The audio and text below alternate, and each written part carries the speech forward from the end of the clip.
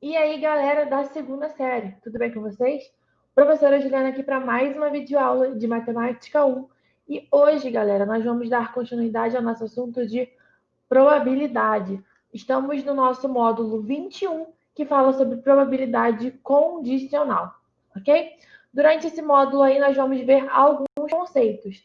Dentre eles, probabilidade condicional, probabilidade de um experimento binomial, probabilidades associadas a áreas de figuras planas e probabilidades com objetos viciados, ok? Lembrando, galera, que todos esses conceitos decorrem diretamente da definição de probabilidade que vocês já aprenderam nas aulas anteriores. Se você não assistiu, pausa esse vídeo aí e volta nas outras aulas, ok? Então, galera, a primeira coisa que nós vamos ver é a definição de probabilidade condicional. Pensa um pouquinho comigo, esse nome condicional te lembra condição, ou seja, a probabilidade agora ela tem uma condição para acontecer. Que tipo de condição é essa, professora? Então, olha só, a gente vai calcular a probabilidade de um evento ocorrer, dado que já ocorreu um outro evento. Então, na hora de calcular a nossa probabilidade, a nossa condição seria esse evento que já ocorreu anteriormente, ok? Então, é uma forma de a gente encarar essa probabilidade condicional. Um outro jeito de a gente ver esse conceito é dessa seguinte maneira: ó, probabilidade de ocorrer o evento B, dado que ocorreu A. Então, é a mesma coisa, ok? A gente já está falando de modos diferentes. Aqui eu estou chamando um evento de B e o outro evento de A. E eu quero calcular a probabilidade de acontecer B, dado que A já aconteceu. Beleza? E aí a maneira mais matemática, assim, traduzindo para a nossa linguagem matemática, seria esse último caso. A gente denota desse jeito, ó. Probabilidade de B dado A. É assim que a gente lê essa sigla aqui, entre aspas, ok? Que significa a mesma coisa. Qual é a probabilidade do meu evento B acontecer, dado que um evento A anteriormente já ocorreu, beleza? Então, antes da gente sair fazendo contas e definindo fórmulas, eu queria mostrar para vocês um exemplo na prática de como que se daria essa probabilidade condicional, ok? Então, vamos pensar o seguinte exemplo. Essa carta aqui do meu baralho é o rei, né, de ouros, ok? Rei de ouros. E aí, qual é a probabilidade de sair um rei de ouros dentro do meu baralho inteiro, ok? Então, eu tenho todas as cartas do meu baralho e eu vou tirar uma carta. Qual é a probabilidade dessa carta ser um rei de ouros? Isso aí vocês já sabem calcular. O que a gente teria que fazer? Só tem um rei de ouros no meu baralho, então o número de casos favoráveis é 1, e o total de cartas, o número total de possíveis de cartas que eu poderia retirar, são todas as cartas do meu baralho, que são 52. Logo, a probabilidade de sair um rei de ouros é 1 em 52. Poderia dividir isso daqui, encontrar em porcentagem, mas sem problemas. Até aqui, gente, nada de novo, nada que vocês já não tenham visto. O que vai acontecer, então, para a gente falar de probabilidade condicional? Seguinte, imagina esse mesmo caso, eu quero retirar uma carta do baralho, mas agora eu já sei que a carta que eu retirei do meu baralho é uma figura.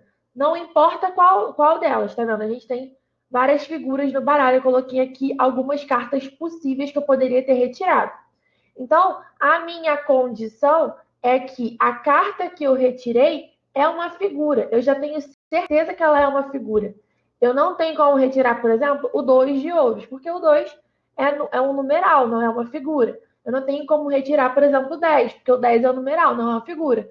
Mas eu posso retirar da dama, o valete ou o rei, de qualquer um dos naipes, ok? Porque eu só sei que a minha carta é figura. E aí eu faço a mesma pergunta para você: qual a probabilidade de sair o rei de ouros? Percebem a diferença do meu problema anterior para esse? No anterior, era a probabilidade de sair o rei de ouros no total do meu baralho. Agora eu quero saber a probabilidade de sair o rei de ouros, dado que eu já sei que a minha carta é uma figura. Então, aqui, se eu tivesse que chamar os eventos aqui, a carta ser figura seria um evento e a carta ser o rei de ouro seria o outro evento. E eu quero uma coisa que aconteça os dois, ok? Qual é a probabilidade desse evento ocorrer, dado que esse daqui já aconteceu? Então, professora, como que eu vou calcular isso agora? O que muda na minha conta? Pensa comigo. Se a sua carta é um rei de ouros, você só tem um. Então, o seu número de casos favoráveis continua sendo um. Porém, o número de casos possíveis, o total, o meu denominador da minha fração, quando eu for calcular a probabilidade, não vai ser mais 52. Porque 52 eu estaria contando todas as cartas disponíveis. E a gente sabe que não são mais todas as cartas, e sim só as figuras. Então, a minha probabilidade vai ser dada por 1 sobre 12, pois eu tenho 12 figuras no baralho e eu só tenho um rei de ouros. Beleza? Então, essa é a ideia de probabilidade condicional. Eu vou calcular a probabilidade de um evento acontecer, dado que um outro já ocorreu. Então, um outro exemplo aqui para vocês, ó. Qual a probabilidade de sair rei de ouros, dado que a carta é preta? Então, é um outro exemplo da mesma coisa que a gente está fazendo. A carta continua sendo a mesma. O que está mudando quando eu mudo meu evento anterior? O meu espaço amostral, beleza? Então, agora o meu espaço amostral é o conjunto de cartas pretas, ok? Quantas cartas pretas tem no baralho? Você vai ver que é metade de 52. Porém, qual é a probabilidade de sair um rei de ouros, dado que a carta que você tirou é preta? Pensa comigo. O rei de ouros é uma carta vermelha, né? Se o rei de ouros é uma carta vermelha, tem alguma possibilidade dessa carta rei de ouros estar entre a carta, alguma das cartas pretas? Não, né? Então, a probabilidade de sair rei de ouros, dado que a carta que eu retirei é preta, é zero. É só você pensar assim, ó. Imagina que estão todas as cartas do baralho e eu tirei uma carta. E aí você quer saber se a minha carta é rei de ouros ou não. Aí eu falo para você, a minha carta é preta. Você já sabe que a minha carta não é rei de ouros, porque o rei de ouros é uma carta vermelha. Então, por isso que a probabilidade é zero, ok? Então, com tudo isso, com todos esses exemplos, vocês podem perceber o seguinte: a gente tem uma informação sobre um evento que aconteceu antes do evento que eu quero calcular a probabilidade de fato, e essa informação alterou o que no meu cálculo? Ela reduz o espaço amostral. O meu espaço amostral não vai ser mais todos os meus elementos, vai ser uma restrição daquele conjunto, como, por exemplo, nas cartas de baralho. O total do meu espaço amostral seria todas as cartas do baralho. No meu primeiro caso, ficaram só as figuras. No meu segundo caso, ficaram só as cartas pretas. Ou seja, eu reduzi o meu espaço amostral. Então, como fica isso matematicamente? É o seguinte, olha só. A probabilidade de ocorrência do evento A condicionado ao evento B. Ou seja, eu quero calcular a probabilidade de acontecer o evento A, dado que um evento B já aconteceu. Então, esse evento B é aquele que vai reduzir o meu espaço amostral. Então, fica assim, ó, como se a gente fosse fazer uma fórmula. Probabilidade de A, dado B, é a probabilidade de acontecer A e B num espaço amostral só do B. Por quê? Agora eu reduzi o meu espaço para aquele evento B. Eu quero aquele evento B mais o meu evento A, beleza? Então, por isso aqui em cima fica a interseção. Eu quero que aconteça o A, dado que já aconteceu o B.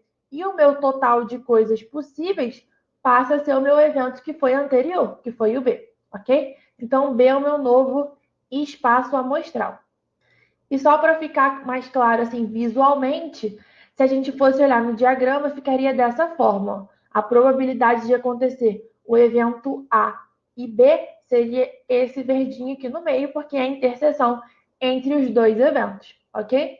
Se eu quero calcular a probabilidade do evento A acontecer, vai ser todo esse primeiro círculo, né? Só que eu já sei que o B ocorreu. Então, tem que ser a parte desse círculo que está em interseção com o círculo do B. Então, fica justamente essa partezinha verde, ok? E aqui tem as duas opções.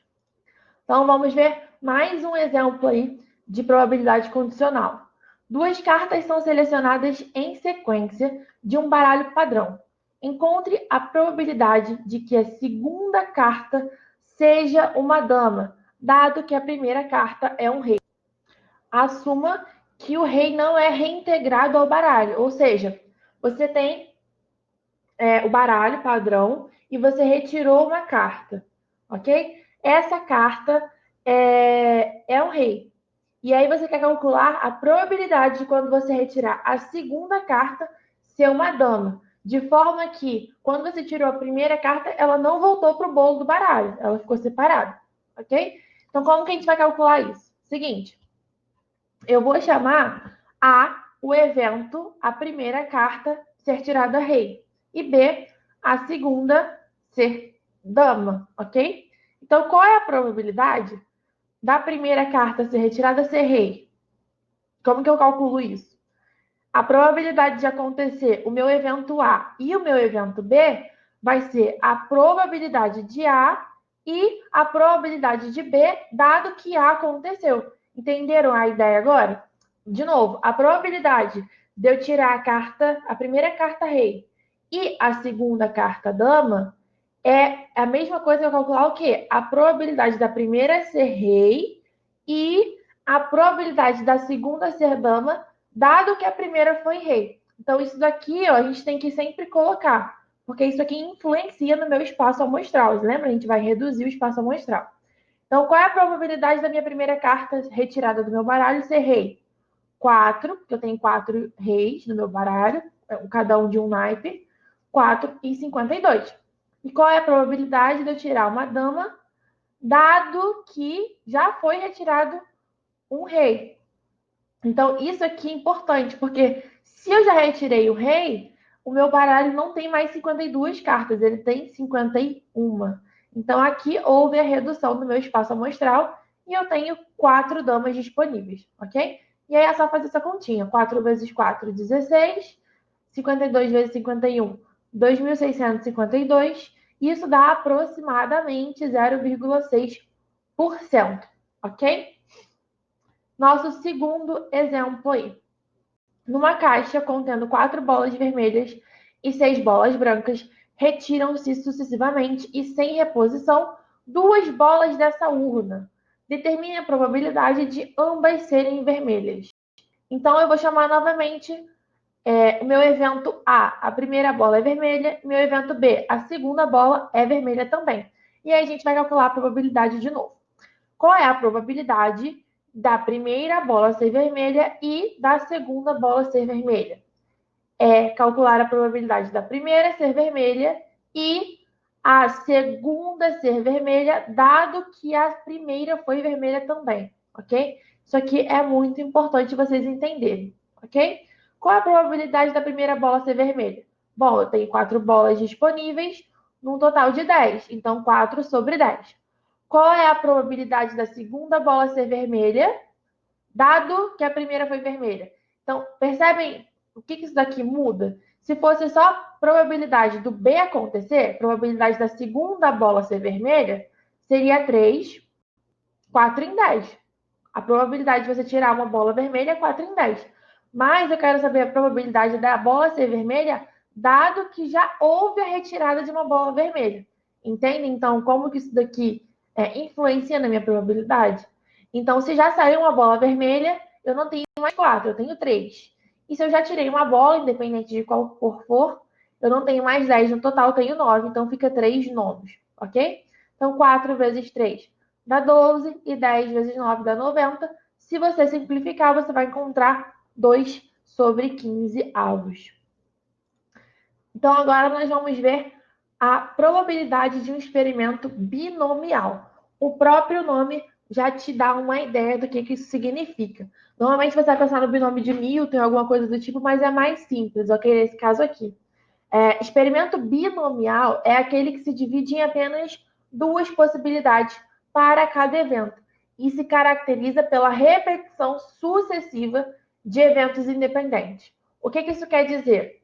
A gente vai trabalhar aqui com aqueles experimentos em que o seu resultado só tem duas opções, e sejam eles quais for. Por exemplo, pode ser sair ou não sair tal cor, sair ou não sair tal carta, sim ou não, acertar ou errar, acesa ou apagada, cara ou coroa. São eventos que só tem duas opções, duas possibilidades, ok?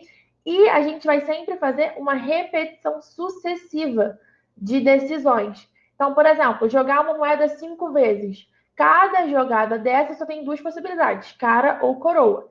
E eu vou jogar 5 vezes, ou seja, eu estou repetindo sucessivamente eventos independentes. Eu posso jogar 1 milhão de vezes a minha moeda e cair cara, por exemplo.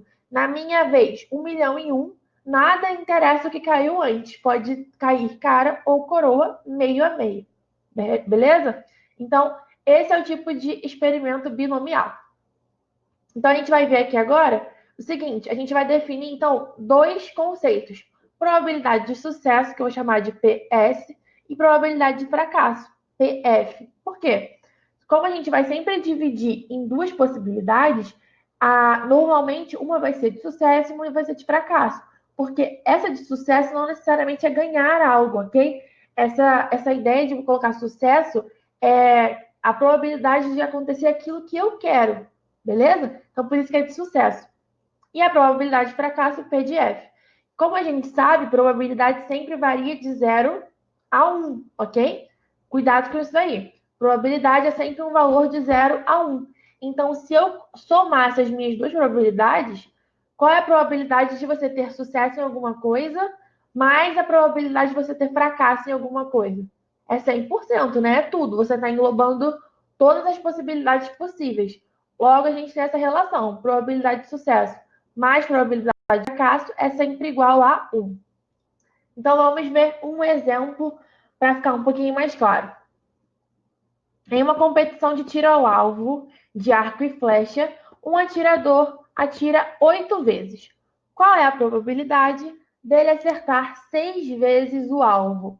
Então, o que a gente vai fazer aqui? Ele tem 8 chances e ele quer saber a probabilidade dele acertar 6 vezes. Beleza? Então, olha só. O número de sucessos é 6. Eu quero 6 sucessos dele, ok? Porque eu quero que ele acerte 6 vezes. O número de fracassos é 2. Porque se ele tem 8 chances e eu quero que ele acerte 6 vezes, ele tem que errar 2 vezes, ok? Esse é o caso em que eu quero calcular a minha probabilidade. E aí o que a gente vai fazer? Eu tenho que escolher entre esses 8 tiros os 6 que ele vai acertar o alvo, ok? Ele vai disparar 8 vezes. Se eu quero calcular a probabilidade dele acertar 6, dentre esses 8, 6 ele vai acertar e 2 ele vai errar. Logo, a quantidade, mas ele pode acertar, por exemplo, os 6 primeiros e errar os 2 últimos.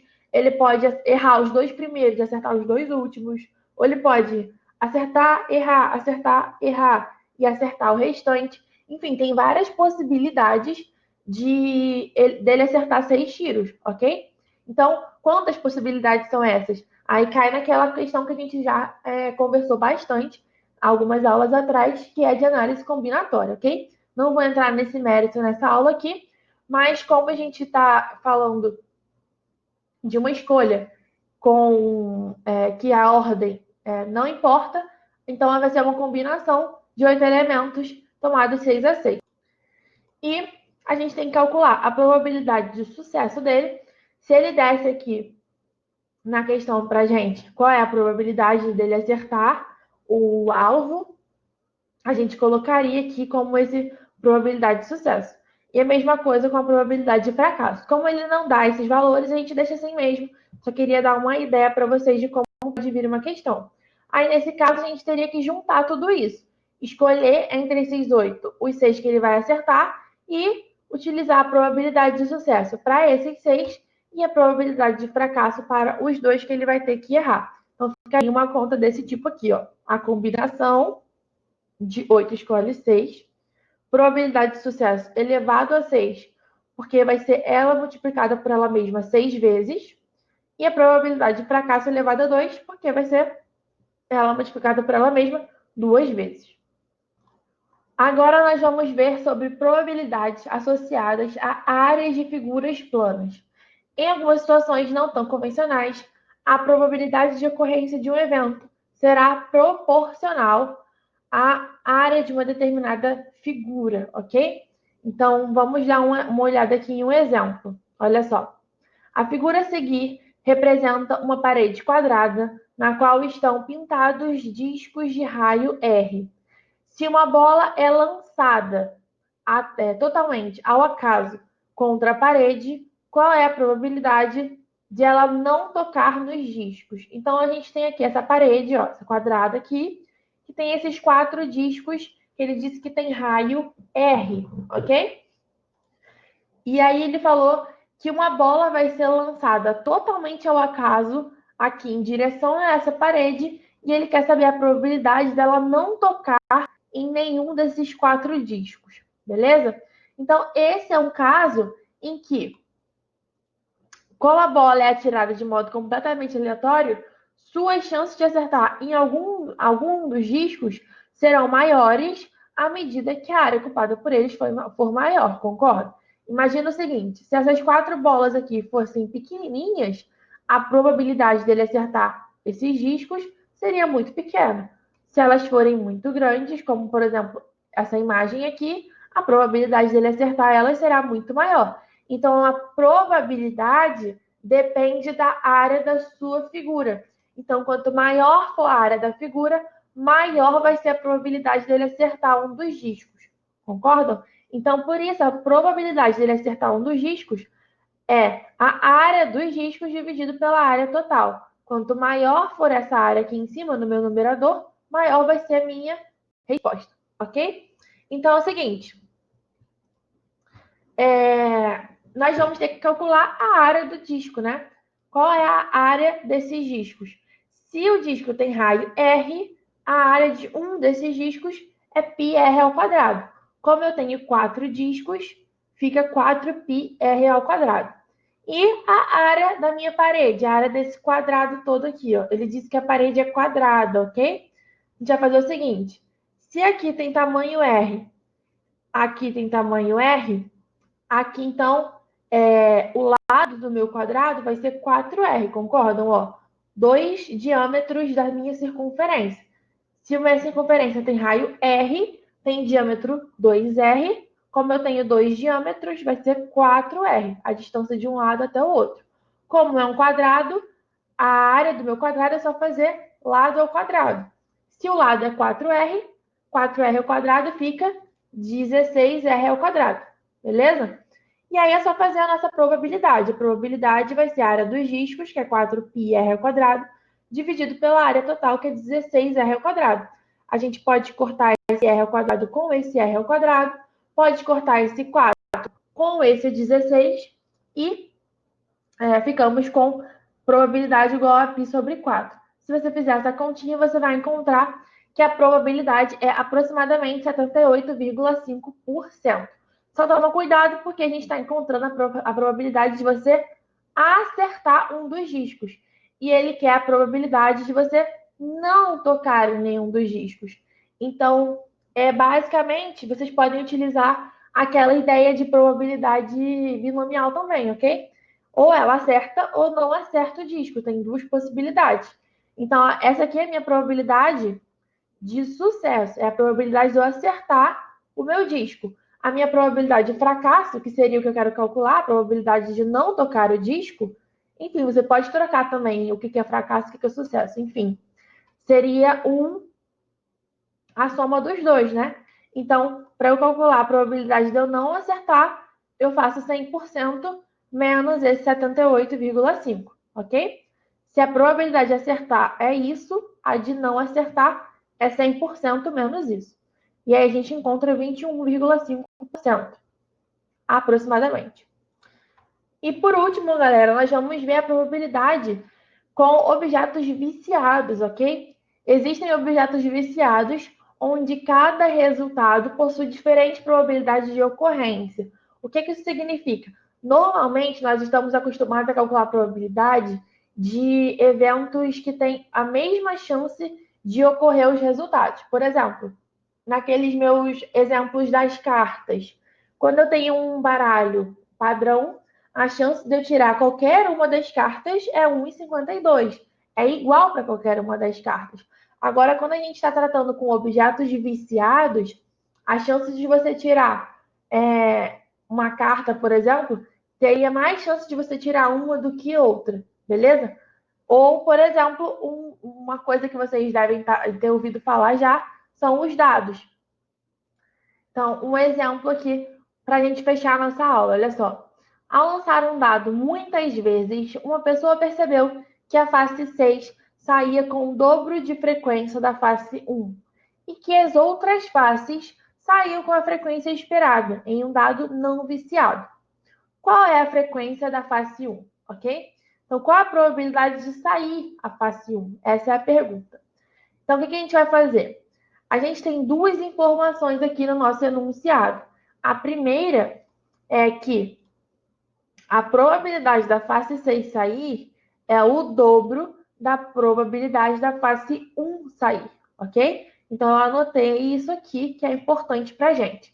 A outra informação que a gente tem é que todas as outras faces saem com frequência de um dado não viciado, um dado comum. Então, pensa comigo. Um dado comum tem 6 faces. Então, qual é a probabilidade de sair uma face e um dado comum, uma face qualquer? 1 em 6, concordam? Então, todas as outras faces têm probabilidade de serem retiradas, de cair a face que a gente quer, 1 sobre 6. Então, a probabilidade de sair a face 2, a probabilidade de sair a face 3, a 4 ou a 5 é 1 sexto. Por quê? Porque ele disse na nossa questão que as outras faces saíam com a frequência esperada em um dado não viciado. E isso aqui seria o normal, o esperado a se acontecer, ok? E aí, galera, o que a gente vai fazer? A gente tem que montar uma equação utilizando essas duas informações que a gente tem. E aí, o que a gente pode fazer? Eu pensei numa abordagem aqui que é o seguinte: a probabilidade de sair a face 1 mais a probabilidade de sair a face 2 até a face 6, somando todas, tem que dar 100%, concorda? Por quê? Porque eu não tenho como eu jogar um dado e não sair nenhuma das faces, certo? Então, com certeza, ao jogar o dado, eu vou tirar uma das faces. Então, se eu somar a probabilidade de sair cada uma delas, eu tenho que ter o meu 100%. Então, é isso que eu vou escrever aqui, ó. A probabilidade, a soma das probabilidades de todos os eventos possíveis é 100%. Essa frase aqui se aplica a qualquer questão, ok? Se aplicando na nossa questão agora, se traduz nessa equação aqui, ó.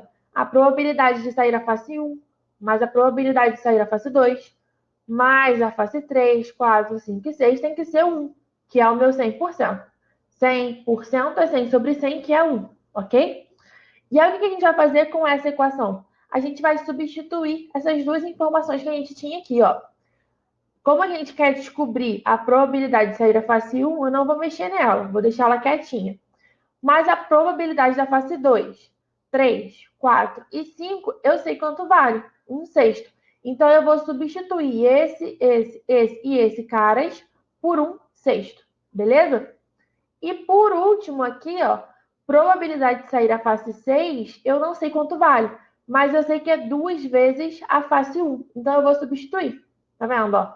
Repetir a face 1, substituir esses 4 caras aqui do meio por 1 sexto, e a probabilidade da face 6 eu substituí por 2 vezes probabilidade da face 1, que eram as duas informações que eu tinha aqui em cima. Agora acabou a probabilidade, né? Agora é só fazer continhas. 1 sexto mais 1 sexto mais 1 sexto mais 1 sexto tem 4 vezes, então fica 4 sextos. Ok? Então, 4 sextos, probabilidade de face 1 mais 2 vezes a probabilidade de face 1, eu tenho 3 vezes a probabilidade da face 1. Isso tudo é igual a 1. Então, aqui atrás, onde eu estava aqui, ó, nós tiramos o seguinte: passa esse 4 sextos para o lado direito como negativo, faz essa continha aqui, ó, 6 vezes 1 menos 4 dá 2 sextos, e depois divide por 3, ok? Não pode esquecer de passar esse 3 para lá, dividindo, e aí simplifica e você vai encontrar que probabilidade de sair da sua face 1, então, é 1 nono. Então é isso, galera. Nós vimos aí, passamos pelos 4 conceitos principais desse módulo. Aconselho vocês a reverem aí os meus exemplos, verem se vocês têm dúvidas, façam exercícios e procurem a gente para tirar as suas dúvidas, beleza?